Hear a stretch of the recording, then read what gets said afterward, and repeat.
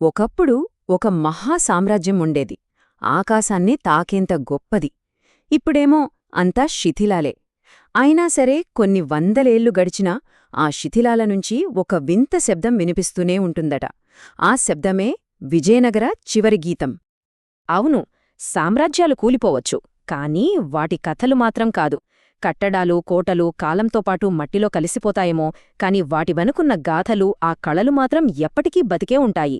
అంటే ఇది అధికారానికి, వారసత్వానికి మధ్య జరిగే ఒక పోరాటం లాంటిదన్నమాట. సరే, అసలు విషయానికి వస్తే ఆ గొప్ప సామ్రాజ్యపు శిథిలాల్లో ఇప్పటికీ వినిపిస్తున్న ఆ గాథ ఏంటి? హంపీలో దాగి ఉన్న ఆ రహస్యమేంటో పదండి కలిసి తెలుసుకుందాం. ఇక మనం టైం ట్రావెల్ చేసి కనుమరుగైపోయిన ఆ అద్భుతమైన ప్రపంచంలోకి వెళ్ళిపోదాం. అదే విజయనగర వైభవం.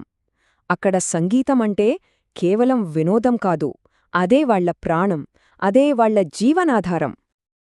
అప్పట్లో ముఖ్యంగా శ్రీకృష్ణదేవరాయల పాలనలో అయితే విజయనగర సామ్రాజ్యం ఎలా ఉండేదంటే అదొక కళల, సంగీతపు, సంస్కృతుల సంగమంలా ఉండేది.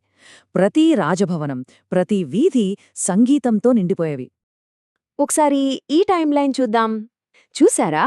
అంతా స్వర్ణయుగంలా సాగిపోతున్న సమయంలో కృష్ణదేవరాయల పాలనలో ఆ సామ్రాజ్యం సాంస్కృతికంగా శిఖరాగ్రస్థాయికి చేరుకుంది. కాని 1565లో తళ్ళికోట యుద్ధం అదొక్కటే మొత్తం కథను మార్చేసింది. ఆ యుద్ధం తర్వాత విజయనగర నగరాన్ని దోచుకున్నారు, పూర్తిగా పాడుబడింది. సరే, ఈ కథలో ఒక ముఖ్యమైన వ్యక్తి ఉన్నాడు. ఒక రకంగా చెప్పాలంటే ఈ గాథకు ఆయనే ఆత్మ. ఆయనే వీణాకవి విరూపాక్షుడు, విజయనగరం చివరి ఆస్థాన సంగీత విద్వాంసుడు. వీణ వాయించడంలో ఆయనకు ఆయనే సాటి. రాజ్యం కూలిపోయినా తన చివరి ప్రదర్శనతో ఒక లెజెండ్గా మిగిలిపోయిన వ్యక్తి. ఇంతసేపు మనం విన్న ఆ మధురమైన సంగీతం ఇప్పుడు వినాశనపు విలయగానంగా మారబోతోంది. అవును, ఆ స్వర్ణయుగాన్ని ముగించేసిన ఆ భయంకరమైన 1565 యుద్ధం గురించి ఇప్పుడు మాట్లాడుకుందాం. 1565 ఈ ఒక్క సంవత్సరం చరిత్రలో నిలిచిపోయింది. ఎందుకంటే ఇదే తళ్ళికోట యుద్ధం జరిగిన సంవత్సరం. ఆ క్షణంలోనే విజయనగరంలో సంగీతం ఆగిపోయింది, విధ్వంసం మొదలైంది. అంతకుముందు కళలతో, సంగీతంతో ప్రశాంతంగా ఉన్న ఆ సామ్రాజ్యం ఒక్కసారిగా యుద్ధ గర్జనలతో దద్దరిల్లిపోయింది. నగరపు గోడలు బద్దలవుతుంటే ఆ సామ్రాజ్యపు సామరస్యం కూడా ముక్కలైపోయింది. ఇప్పుడు మనం కథల్లో అత్యంత కీలకమైన ఘట్టానికి వచ్చేశాం. ఆ వినాశనం మధ్యలో ఆ చివరి సంగీతకారుడు ఏం చేశాడో తెలుసా? ఆ అంతిమ ప్రదర్శన, అదే ఈ కథకు గుండెకాయ. ఒక్కసారి ఊహించుకోండి, గోడలు కూలిపోతున్నాయి, నగరం మొత్తం శత్రువుల చేతుల్లో చిక్కుకుపోయింది, అంతా గందరగోళం, ఆర్తనాదాలు.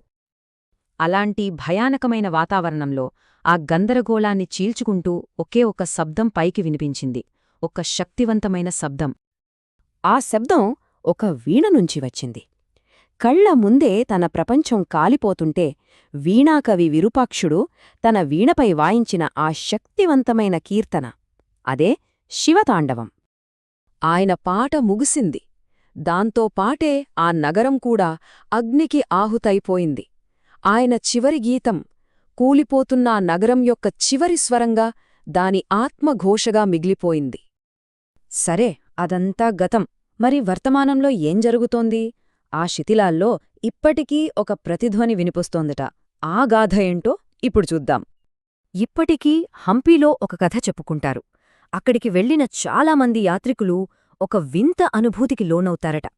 ముఖ్యంగా తెల్లవారుజామున 3 గంటల ప్రాంతంలో ఆ పర్వతాల మధ్యలోంచి ఒకే ఒక్క వీణాస్వరం వినిపిస్తుందట. అది మరెవరిదో కాదు, ఆనాటి చివరి గీతం యొక్క ప్రతిధ్వని అని అక్కడివాళ్లు నమ్ముతారు. ఇంతకాలం ఇది కేవలం ఒక కథ, ఒక నమ్మకం మాత్రమే.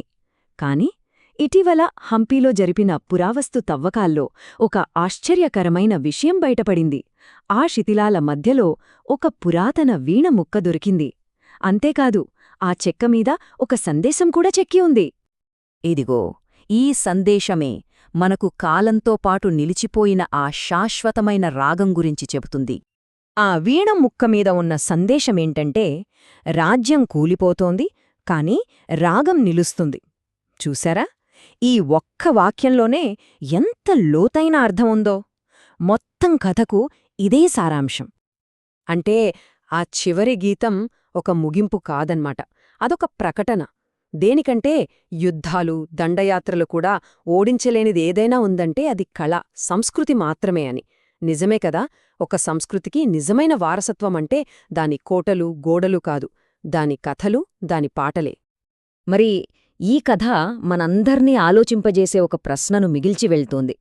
ఒక సంస్కృతికి నిజమైన వారసత్వం దాని కళ అయితే, మరి మన తరానికి చివరి గీతంగా ఏది నిలుస్తుంది?